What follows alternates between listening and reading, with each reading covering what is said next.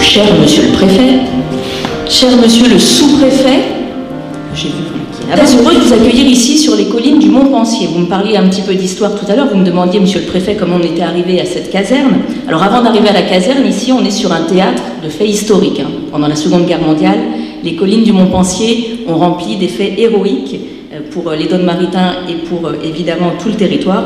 Et aujourd'hui, elles sont porteuses de notre nouvelle caserne de sapeurs-pompiers.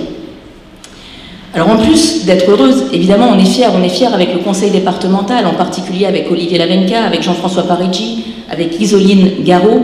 Pourquoi on est fiers? Parce que c'est cette histoire de caserne, on en a parlé pendant une vingtaine d'années, et puis on a eu des histoires, vous me demandiez, monsieur le préfet, encore tout à l'heure, vous me disiez, mais comment on en est arrivé là? On avait déjà une caserne communale, rue Radepont pour les plus anciens, sauf qu'on avait un collège à l'époque dans cette rue aussi.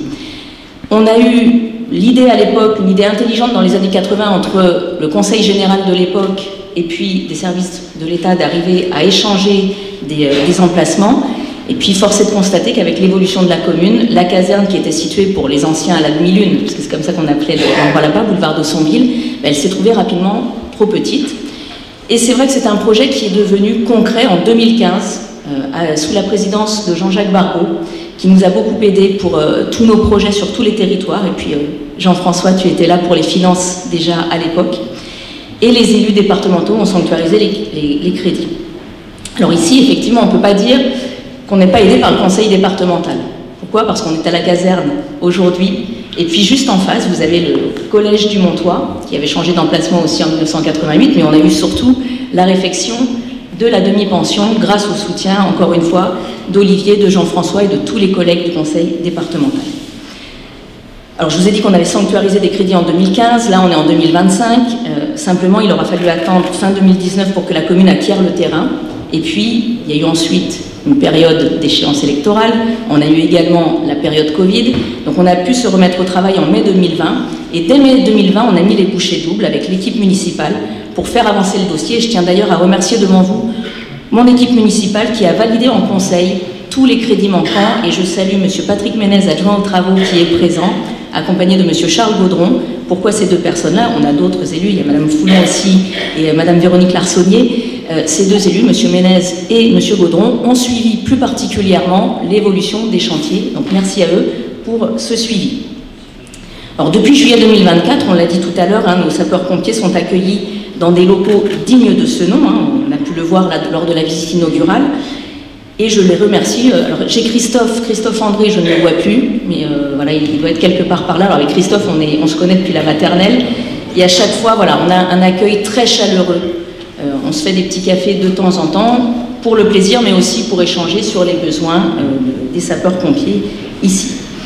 Alors vous pouvez le voir, ici on n'est pas seulement sur un projet qui intéresse la commune de Donne-Marie-Dontilly, mais ça intéresse un territoire plus large. Et en tant que bassin de vie, mais aussi en tant qu'ancien chef-lieu de canton, donc vous le constatez, Donne-Marie-Dontilly apporte sa part de solidarité à l'ensemble des communes et en tous les cas joue son rôle de centralité, comme dit monsieur le sous-préfet très souvent. Alors monsieur le préfet, pardon, je m'adresse beaucoup à monsieur le préfet, mais c'est normal, c'est un patron pour un maire, monsieur le préfet. Dans l'allocution, vous avez vu, je l'avais déjà fait il y a 2 ans, dans le dire, j'ai dit beaucoup de fois cher, même pour vous. Mais pourquoi? Parce que j'ai parlé de crédit manquant tout à l'heure, et c'est vrai que ça peut faire sourire par rapport aux près de 5 millions que le département a pu porter pour la caserne. Simplement, il nous est resté un reste à charge de 260 000 €. Et c'est vrai qu'en tant que conseillère départementale, je dis souvent qu'on ne peut rien faire sans le conseil départemental, mais l'inverse, c'est vrai aussi, on ne peut rien faire non plus sans les communes.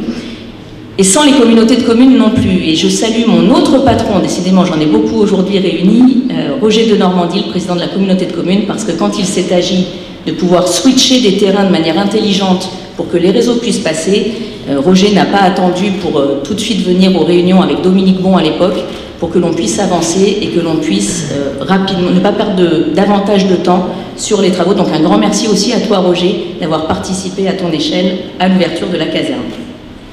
Et puis le patron, Jean-François Parigi, le disait tout à l'heure, effectivement, j'ai dit que l'État nous avait aidés il y a 2 ans, mais c'est vrai, alors de manière indirecte pour la caserne, mais l'État nous a aidés, nous, commune de Donne-Marie-Dontilly, et ça nous a permis, nous, de dégager l'argent manquant pour la commune. et on a eu de l'argent pour un projet d'envergure communautaire. Donc voilà, donc j'avais remercié votre prédécesseur Lionel Beff, mais je vous remercie vous aussi parce qu'il y a toute une continuité, Monsieur Horry. Et puis je remercie bien évidemment Monsieur Hichet, Jean-Bernard Hichet, notre sous-préfet d'arrondissement, parce qu'il a toujours un œil bienveillant sur tous nos projets. Il nous donne toujours des conseils bien avisés. Alors il y a presque 2 ans, vous étiez, alors on l'a dit tout à l'heure, il ne pleuvait pas, mais j'ai quand même l'impression que les chaussures du président du département s'en souvenaient quand même il y a 2 ans. On avait eu un petit peu de pluie, on avait été un petit peu inquiets, et je vous avais dit à la fin de mon discours, vous étiez venu faire un tour sous la pluie à Donne-Marie-Dontilly pour la pose de la première pierre, et je vous avais même dit première pierre pierre pluvieuse, première pierre heureuse. Donc aujourd'hui, c'est sous le soleil du Montois que l'on se retrouve, et j'ose espérer que ce signe de la météo soit de bon augure pour la vie de la caserne et des femmes et des hommes qui y servent.